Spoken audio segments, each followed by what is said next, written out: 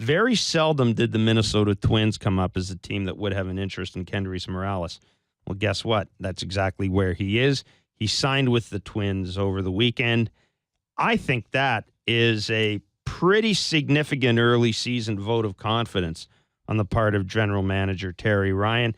Dan Gladden is the Twins radio analyst, and Dan Gladden joins us on Baseball Central. Dan, thanks so much for doing this. Sure, no problem. I was listening to you talk about Twins signing Kendrys Morales, and I think I'm with you. I think that the Twins are kind of putting their chips in the middle of the table right now, early before even the trade deadline. Yeah, when did you guys first get word that this might happen? Well, I think that, we had heard when we were in New York that Kendrys Morales went Teixeira came out of a ball game against the Twins with he re-injured his wrist or something, and they felt that there was rhetoric then with the Yankees that they should go out and get Kendrys Morales. That was prior to the draft, so I think if anybody signed him prior to that, they were going to end up losing a draft pick. So I think once the draft pick was over with, and I think that there's a little bit of rapport with his agent, Boros, with our general manager. So I think that, that was a good fit for Morales here. And I think the fact that, hey, we got him early enough to kind of get him shape. He cannot go to the minor leagues and work out and have his at-bat. So that's kind of a sticky situation in that he's going to have to get his playing time. Hasn't played in a year and a half. He's going to have to get his playing time at the big league level. Dan, Joe Siddle here. How we doing? Good. How you doing? We'll see you tonight. Hey, how much does this, too, have to do with this AL Central division? I mean, the Tigers are always the runaway favorite here, and they've obviously been hit a little roadblock, and they're scuffling away, and you guys are only 5 games out. Yeah, I think that's how Terry looked at it. I thought everybody, our scouts, personnel, I think they looked at it and said, you know what, nobody's running away in our division. Really, if you look at it, there's about 16 clubs that are either at 500 or above, and then there's probably another 5 that are just a couple games under 500. So I think all around baseball right now, the parity's there. And I just think that it was a statement they had to make.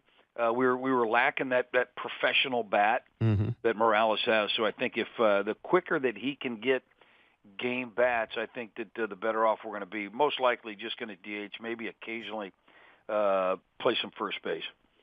Dan Gladden is a Minnesota Twins radio analyst. He joins us on Baseball Central, brought to you by Home Hardware. So you're saying that he will get broken in as a DH and a little bit of first base. That would be the plan. Yeah, and don't forget, he can't go to the minor leagues. Usually, right. Like Drew, he signed and he got to go down to the minor leagues for 10 days and get some playing time.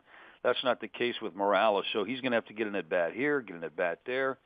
And, it seems kind of maybe unfair because it's like spring training for him at the big league level, but at the same time, he's such a professional hitter. I don't think it's going to take him much time. The Minnesota Twins dropped 2 of 3 to the Houston Astros. The Twins, just the latest team to be surprised a little bit, I think, by Houston, which Houston's not the train wreck that a lot of people just assume they are. But I wanted to ask you about tonight's starter for the Blue Jays, R.A. Dickey. The Twins seem to get a pretty good read in R.A. Dickey. I think his career ERA against him is 6.58. It was the Twins, that 3-game series with the Twins in early April, that really kind of left the Blue Jays a smoking hull for about 2 days. And one of those games, R.A. Dickey started. Dan, what is it about R.A. Dickey that the Twins don't seem to be overly impressed with when it comes to his knuckleball? Well, I just think that, there's been a philosophy from the day I was playing for the Minnesota Twins, and you guys had Candiotti as the knuckleball pitcher. You don't get to see too many knuckleball pitchers during your career.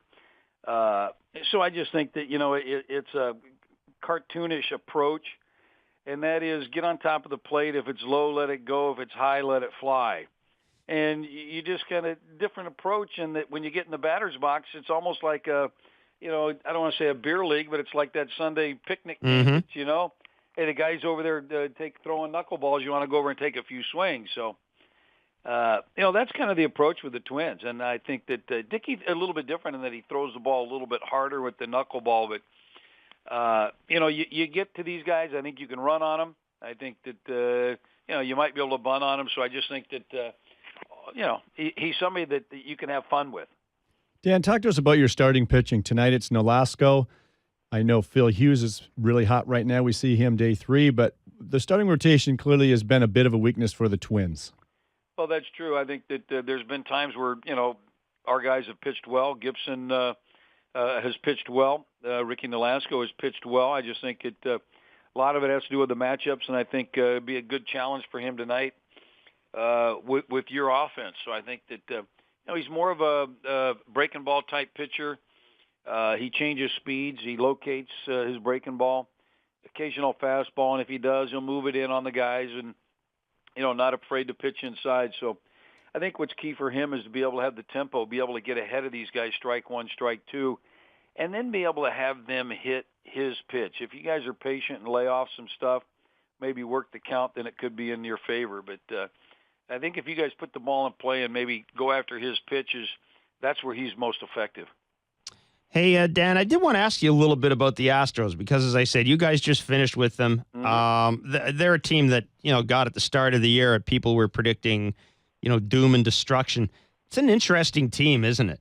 Very young team, very athletic team. They've got Dexter Fowler in center field, and then they have that kid Springer who was a center fielder last year, rookie kid. He's got 11 home runs, and they moved him over to right field. They've got they picked up Alex Presley from us earlier in the season. So, at some point, they put 3 center fielders in the outfield, pretty good defensive club.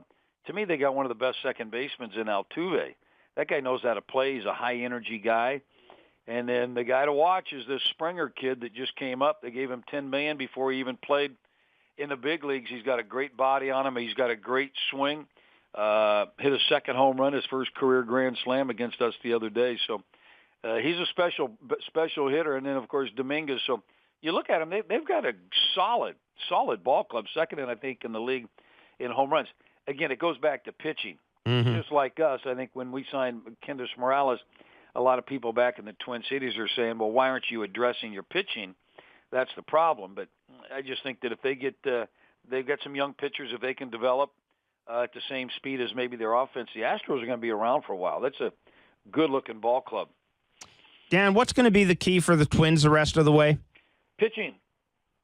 No question about it. I mean, we need consistent back-to-back starting pitching. You need, we've got Phil Hughes right now that's pitching well. He got touched up a little bit by the Astros because they're good fastball hitters. But if you have that main horse, and Hughes is it right now, but the key is to have the guy that can back him up where you can stack these guys back-to-back. And then you go into a series and you've got, a pretty good 1-2 punch against that series, and then you maybe take your chances on that third game, that getaway game maybe that you can kind of sneak away with. So that's the key for us. I think that we got to have good quality starting pitching. I think our bullpen's good enough. And you got Perkins, I think, is tied for the league in saves. So back into the bullpen's fine. Hey, Dan, before he let you go, we talked about George Springer. We talked about the impressive young players that Houston has. Danny Santana has made a pretty good impression as well, hasn't he, for you guys? You know what? He again, very athletic for a young kid. Don't forget, he's a shortstop. He's playing DH. Mm-hmm. He's DH and leading off. He's playing center field. That's another problem with we've had in the with Hicks and all the trades that we've made getting rid of center fielders. We do have Sam Fold that's down on a rehab assignment right now, but Danny Santana is energizing. He's a guy that runs. He does so many good things. Gets on base. He steals bases. He bunts, and he's a very good bunter. And he plays pretty good defense in center field, and we haven't even got to see him but maybe 6 games at shortstop, and that's probably his best position. So he's a fun kid to watch. Good quality at bats, and he's hitting the breaking ball. Yeah, he's he's he's like 373 in his in 67 major league at bats. Small sample size, I know, yep. But he steals bases, and as you say, he can play a lot of positions. I'm going to find out tonight if he's ever faced a knuckleball pitcher before, because you can go in the minor leagues, and I'm not sure that any of these Latin academies that they teach kids to throw the knuckleball to get to the big leagues. So yeah. Curious to know if he's ever even faced a knuckleball pitcher. It'd be interesting to see that. Hey, Dan, thanks so much for doing this. All right, guys. Thank you.